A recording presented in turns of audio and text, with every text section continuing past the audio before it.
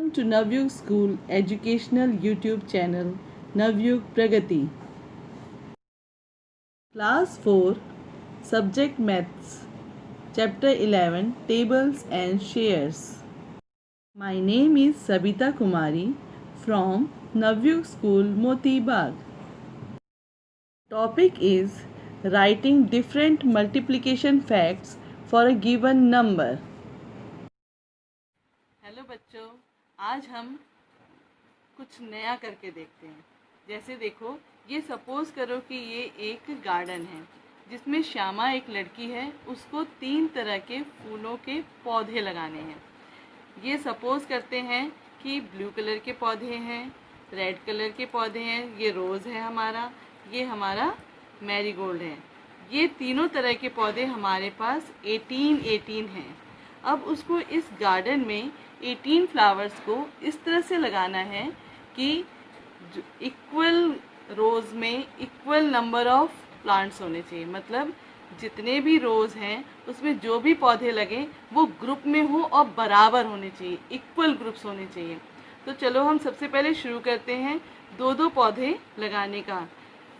यहाँ पे हमने लगाया, यहाँ पे इसे हम रो कहते हैं। तो अभी हमने इस 2 रो में 2 प्लांट्स लगाए।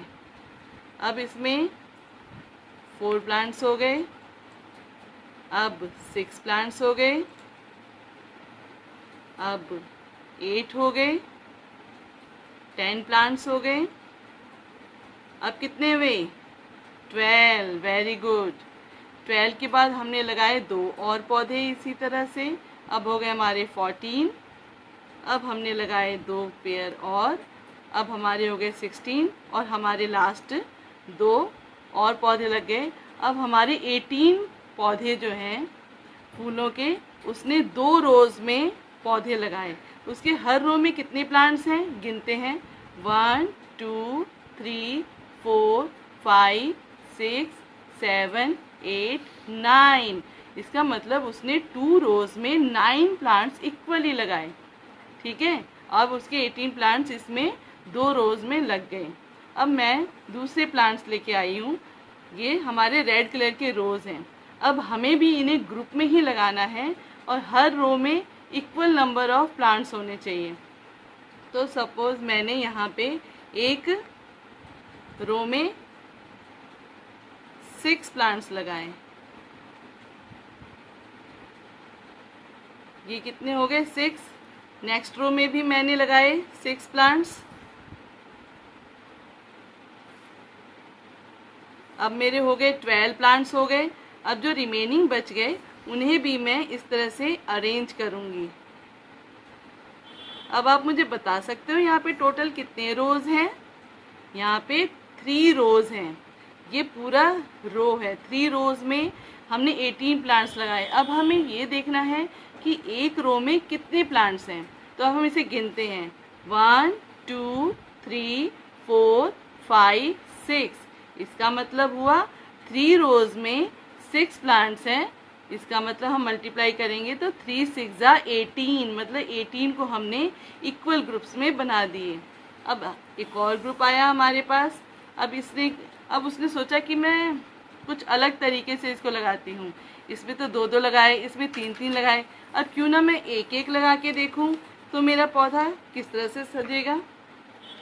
1 2 3 4 5 6 7 8 9 10 11 12 13 14 15 16।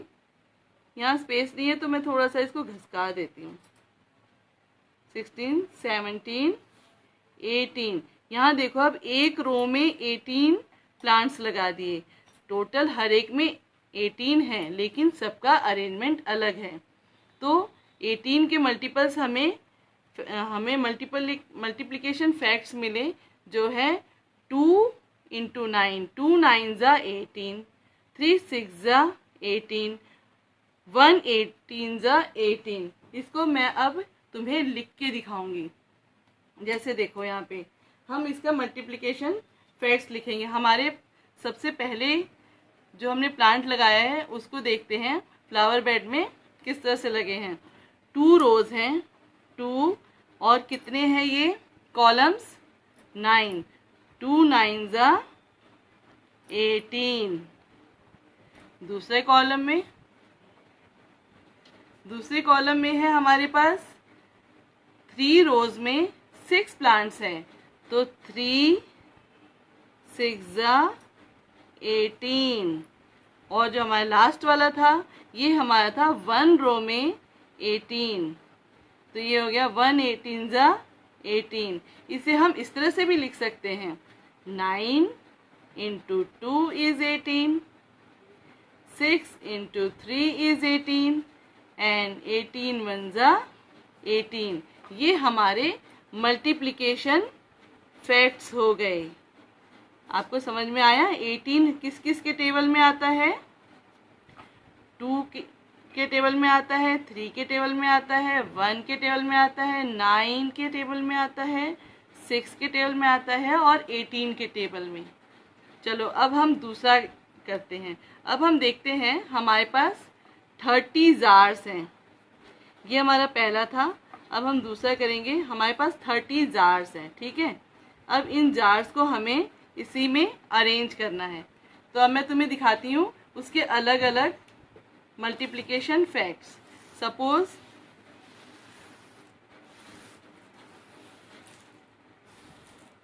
ये हमारे जार्स हैं, इसको ये वैसे तो क्यूब है लेकिन हम इसे जार मान के अरेंज करेंगे, ठीक है।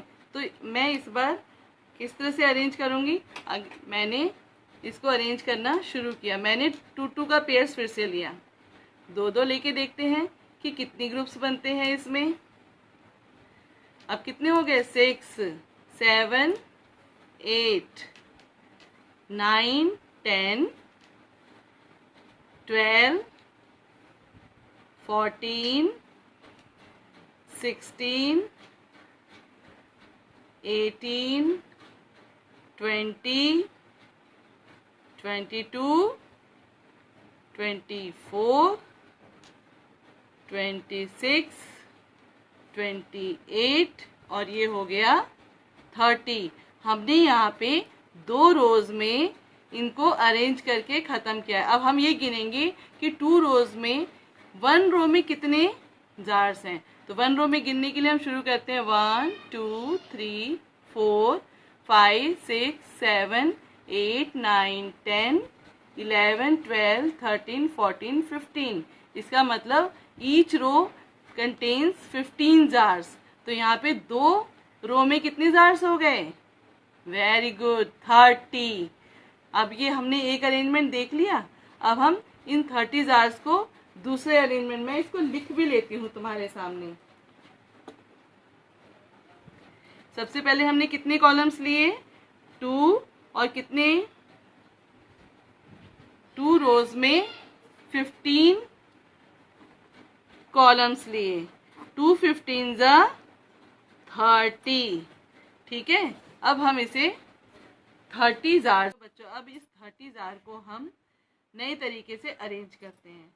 अब हम 3 रोज लेंगे और देखते हैं कितने कॉलम्स में आता है।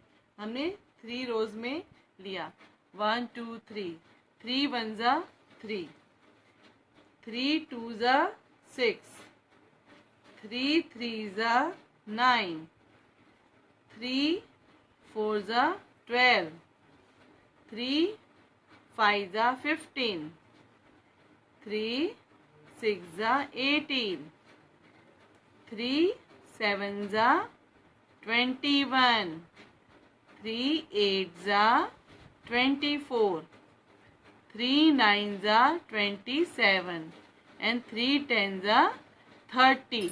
तो यहाँ देखो हमने 30 जार्स को 3 रोज में और 10 कॉलम्स में अरेंज कर दिया। तो हमारा यहाँ पे 30 का मल्टीप्लिकेशन फैक्ट क्या हो जाएगा 3 10 ज़ा 30। तो चलो मैं इसे लिख के भी दिखा दूँ आपको 3 10 ज़ा 30। तो हम इसे दिखाएंगे 3 10 ज़ा 30। समझ में आ गया आपको? 30 का मल्टीप्लिकेशन फैक्ट हुआ 3 और 10। अब हम इस 30 जार को फिर से अरेंज करेंगे। अब देखते हैं। अब मैंने इसको 5 के पार्ट्स में लिया। 5 को लूँगी मैं और हर एक रो में मैं 5 जार्स को रखूँगी। 1 2 3 4 5। ये हो गया 5 1 जा 5, 5 2 जा 10। Very good. 5 3 जा 15, 5 4 जा 20, 5 5 जा 25 एंड 5 6 जा 30। देखो यहाँ पे हमने फिर से 30 जार्स को अब अलग अरेंजमेंट में किया है और हर रो में इक्वल नंबर ऑफ जार्स हैं। चाहे आप ऐसे देखोगे तो भी सब में बराबर हैं और ऐसे भी बराबर हैं। ये इसका मतलब सारे रोज और सारे कॉलम में इक्वल ग्रुप्स ऑफ जार्स हैं। ठीक है, तो हम इसे लिखेंगे। हमारे पास यहाँ पे कितने रोज हो गए? 1 2 3 4 5 6 रोज हैं और कितने कॉलम्स हैं? 1 2 3 4 5, 6 5 जा 30। तो हमारे पास यहाँ पे 30 के मल्टीप्लिकेशन फैक्ट्स ये हमने लिखे हैं। हम इसे ऐसे भी लिख सकते हैं। 15 2 जा 10 3 जा एंड 5 इंटू 6 दैट इज 5 6 जा 30। तो ये इसके मल्टीप्लिकेशन फैक्ट्स हो गए। यहाँ पे हम 1 इंटू 30 भी लिख सकते थे या 30 इंटू 1 भी इसका फैक्ट हुआ। तो आप लोग को समझ में आया multiplication facts of number.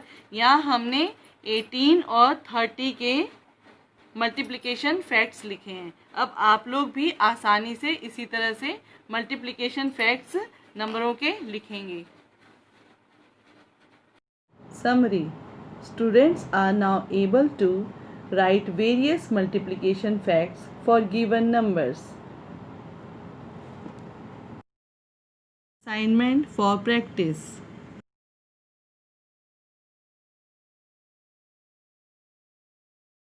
Wasn't it fun learning about multiplication facts? Thank you.